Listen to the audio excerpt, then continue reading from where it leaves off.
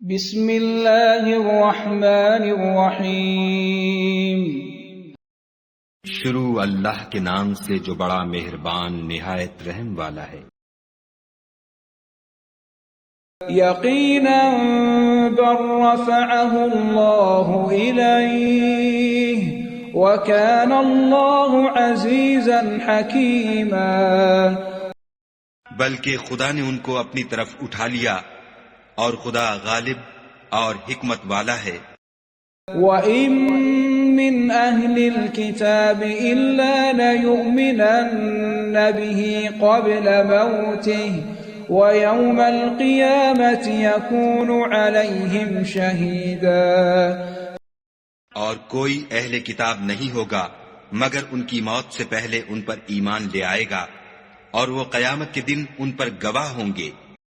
فَبِظُلْمٍ مِّنَ الَّذِينَ هَادُوا حَرَّمْنَا عَلَيْهِمْ طَيِّبَاتٍ أُحِلَّتْ لَهُمْ وَبِصَدِّهِمْ عَن سَبِيلِ اللَّهِ كَثِيرًا۔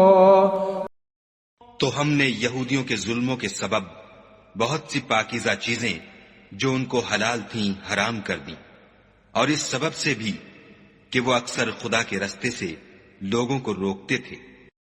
وَأَخْذِهِمُ الرِّبَا وَقَدْ نُهُوا عَنْهُ وَأَكْلِهِمْ أَمْوَالَ النَّاسِ بِالْبَاطِلِ وَأَعْتَدْنَا لِلْكَافِرِينَ مِنْهُمْ عَذَابًا أَلِيمًا۔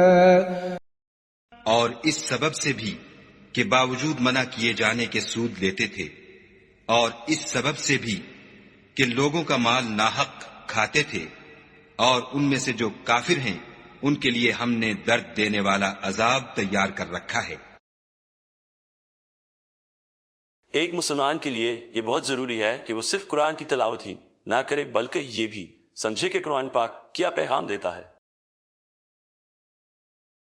اگر آپ اس بابرکت سفر کا حصہ بننا چاہتے ہیں تو چینل کو سبسکرائب کیجئے اور اس پیغام کو دوسروں تک پہنچانے میں ہمارا ساتھ دیجئے۔